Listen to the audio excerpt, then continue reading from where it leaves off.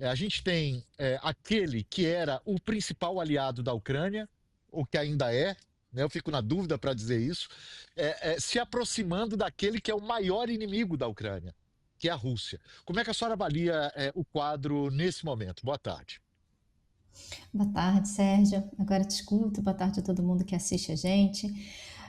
O multilateralismo, as alianças com os países do Ocidente, a assistência humanitária, assistência para o desenvolvimento, por exemplo, via USAID, até a chegada do Trump, todos esses elementos não foram ofertados pelos Estados Unidos como um ato de benevolência. Nem o auxílio dos Estados Unidos à Ucrânia foi ofertado como um ato de benevolência, mas sim como uma forma menos custosa, né, de garantir a hegemonia norte-americana, via, por exemplo, elementos de construção de consenso para garantir a influência política dos Estados Unidos no mundo e na Europa.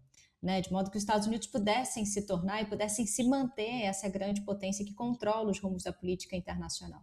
E aí o que o Trump vê nesse momento ele tem uma outra visão de mundo, né, ele apresenta uma outra visão de mundo. Ele apresenta uma visão de mundo de que ele contesta essa lógica até então apresentada pelos Estados Unidos de que gastar com consenso era mais barato do que gastar com a coerção, do que gastar com a imposição pela força. Mas claro, né, que antes mesmo que se pensasse que gastar com consenso era mais barato do que gastar com a força, o aparato militar sempre esteve à disposição quando necessário.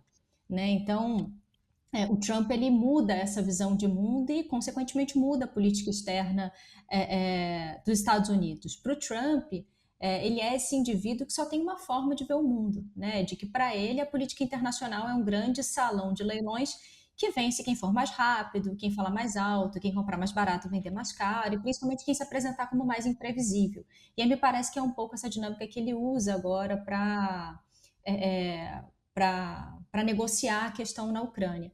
E aí, em relação à Ucrânia, o Trump não precisa fingir que ele se importa com ela, né?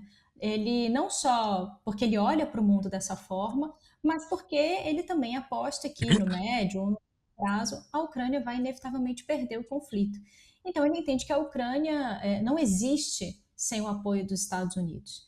E aí ele negocia com a Rússia porque, enfim, é esse grande outro, essa outra grande potência com a qual ele precisa conversar, e a Ucrânia passa a ser vista como só mais um dentre vários, digamos assim, cenários em que a disputa e a negociação entre as grandes potências acontece.